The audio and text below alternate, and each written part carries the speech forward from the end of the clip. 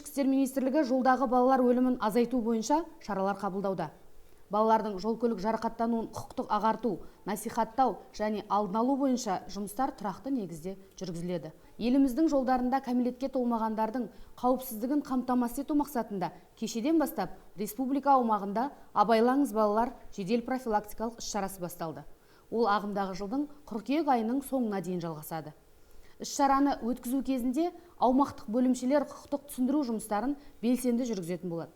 Сонымен қатар жаяу жүргінші балалардың жол жүрісі қағидаларын сақтауын және балаларды тасымалдау кезінде оларды ұстау құрылғыларын пайдалануды насихаттауға бағытталған аудио және бейнероликтер қоғамдық орындарда, автобустарда, кинотеатрларда көрсетілетін болады.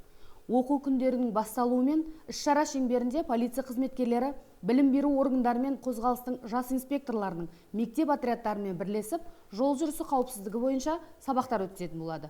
Бұл ойын, викторина немесе ситуациялық жағдайлар түріндегі әңгімелер немесе жолдағы балалардың қауіпсіз мінез-құлқына бағытталған түрлі акцияларда болуы мүмкін. Айта кету керек, оқу орындарының жанындағы жол инфрақұрылымы да тұрақты негізде тексеріледі. Жол және коммуналдық қызметтердің өкілдерімен бірлесіп, жалпы білім беру мекемелеріне іргелес аумақта жаяу жүргіншілер өткелдерін қажетті жол белгілерімен, жаяу жүргіншілер қоршауларымен және жол жүрісін реттеудің басқа да техникалық құралдарымен жайластыру тұрғысына 5000-ға жуық тексеру жүргізілді. Тексеру нәтижесінде уәкілетті ұйымдарға кемшіліктерді жою мақсатында 1000-ға жуық ұйғарым берілді. Сондай-ақ балалар мен жасөспірімдерді тасымалдауға арналған көліктерге де көп көңіл бөлінеді. Ағымдағы жылы біздің қызметкерлер оқу орындарына тиесілі 1200-ге жуық осындай көлік құралын тексерді. Тексеру қорытындысы бойынша анықталған кемшіліктерді жою туралы 200-ден астам нұсқама берілді.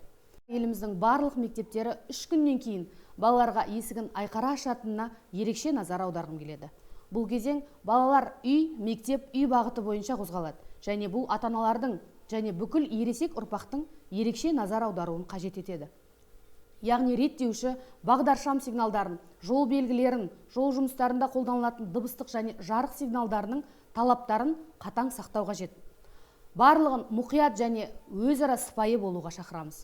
Тротуарлармен немесе жаяу жүргіншілер жолдарымен, ал олар болмаған кезде жол жиектерімен жүрулеріңізді сұраймыз. Жолдың жүріс бөлігін тек жаяу жүргіншілер өткелдері арқылы, ал олар көрінбейтін жерде тротуарлар немесе жол жиектері сызығының қиылыстарында кесіп өткеніңіз абзал. Жолдың жүріс бөлігіне шыққаннан кейін кідірмеңіз немесе тоқтамаңыз. Егер сіз өтуді аяқтай алмайсаңыз, көлік ағындарын бөлетін қауіпсіз аралға тоқтаңыз және одан әрі жүрістің қауіпсіздігіне көз жеткізіп, бағдаршам сигналдарын ескере отырып өтуді жалғастырыңыз. Балалардың жолдағы қауіпсіздігі көбінесе ата-аналарға байланысты екенін есте ұстаған жөн. Өйткені балалар ересектердің мінез-құлқын көшіріп, олардың пікірін тыңдайды.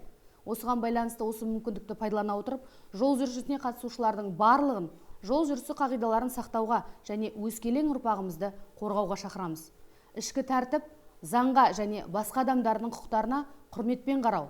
Бұл қазақстандық қоғам ұмтылуға және соған сәйкес болуға тиіс нормалар.